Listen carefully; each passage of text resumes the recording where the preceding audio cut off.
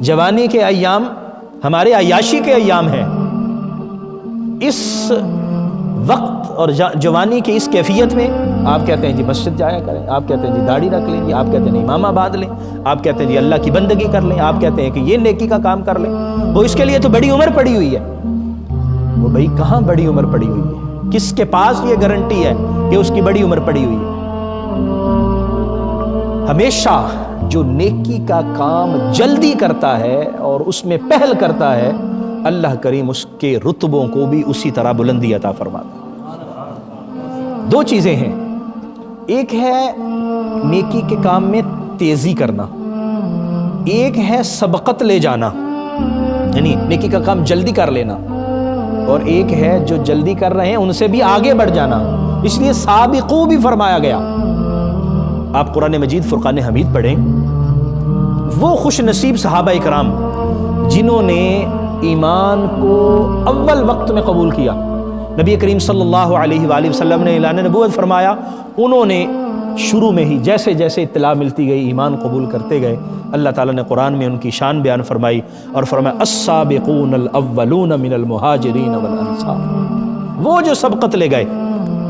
آج ہم کہتے ہیں نا جی افضل البشر بعد الانبیاء سیدنا ابو بکر صدیق رضی اللہ تعالیٰ، حضرت ابو بکر صدیق کو یہ شان ملی ہے کہ نبیوں کے بعد سب سے زیادہ اللہ نے جن کو رتبہ عطا فرمایا اور جن کو فضیلت عطا فرمائی، اور حضرت سیدنا ابو بکر صدیق رضی اللہ تعالیٰ ان کو یہ فضیلت کیسے ملی؟ سبحان اللہ۔ نبی کریم صلی اللہ علیہ وسلم کے دوست ہیں، حضور علیہ الصلاۃ والسلام کے رفیق ہیں، لیکن جیسے ہی حضور علیہ الصلاۃ والسلام نے فرمایا ابو بکر اللہ نے مجھے نبی بنایا ہے اور میں آپ کو ایمان لانے کی دعوت دیتا ہوں، تو انہوں نے دیر نہیں لگائی، یہ نہیں کہا کہ پہلے تو آپ میرے دوست تھے، اب آپ یکدم نبی ہو گئے اور میں آپ کا امتی ہو گیا، اب میں سوچوں گا دیکھوں گا کہ اب آپ کا سٹیٹس کیا ہوگا اور میرا کیا ہوگا وغیرہ، جس طرح ہم سوچتے ہیں۔ نہیں، نبی کریم صلی اللہ علیہ وسلم نے ارشاد فرمایا ابو بکر ایمان لے آؤ۔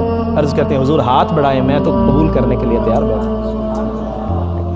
رتبہ پھر اسی طرح بنتا ہے۔ سیدہ خدیجہ الکبریٰ جنتی خواتین کی سردار، حضور سرور عالم صلی اللہ علیہ وسلم نے گھر بتایا، اب بیوی کہاں مانتی ہے، گھر بتایا کہ اللہ تبارک و تعالیٰ نے مجھے نبی بنایا۔ سبحان اللہ، حضرت خدیجہ الکبریٰ فوراً سر تسلیم خم کرتی ہیں۔ مولا علی شیر خدا رضی اللہ تعالیٰ عنہ بچے ہیں، حضور علیہ الصلاۃ والسلام نے فرمایا رشتہ داروں کو جب آپ نے دعوت دی اور آپ نے وہاں فرمایا کہ اگر میں تمہیں یہ کہوں کہ پہاڑ کے پیچھے لشکر آ رہا ہے مانو گے؟ جی مانیں گے، آپ نے کبھی جھوٹ نہیں بولا۔ فرمایا پھر یہ بھی مان لو کہ اللہ نے مجھے نبی بنایا ہے اور اللہ وحدہ لا شریک ہے اور اس کے علاوہ کوئی خدا نہیں ہے۔ سب نے انکار کر دیا، اور ابو لہب نے تو بدتمیزی کی، بہت سخت بدتمیزی کی۔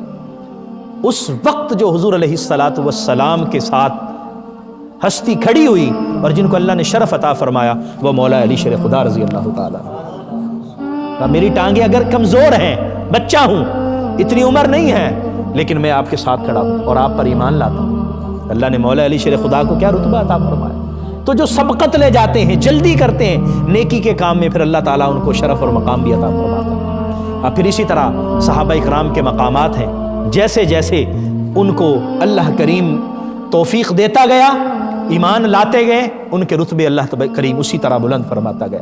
قرآن مجید فرقان حمید میں سورہ حدید کے اندر اللہ تعالیٰ نے وہ لوگ جو فتح مکہ سے پہلے ایمان قبول کرتے ہیں اور جو فتح مکہ کے بعد ایمان قبول کرتے ہیں، سارے صحابی ہیں، سب کی شان ہے، سب کا بڑا رتبہ ہے، سب رضی اللہ عنہم ورضوا عنہ کے ٹائٹل سے مشرف ہیں، سب کو یہ خطاب ہے، اللہ ان سے راضی ہے، وہ اللہ سے راضی ہے۔ لیکن فرمایا لا یستوی منکم من انفق من قبل الفتح وقاتل اولئک اعظم درجۃ من الذین انفقوا من بعد وقاتلوا۔ فرمایا وہ لوگ جنہوں نے فتح مکہ سے پہلے اللہ کے رستے میں خرچ کیا ہے اور انہوں نے جہاد کیا ہے، وہ ان کے برابر نہیں ہو سکتے جو بعد میں ایمان لائے اور بعد میں جہاد کیا اور خرچ کیا۔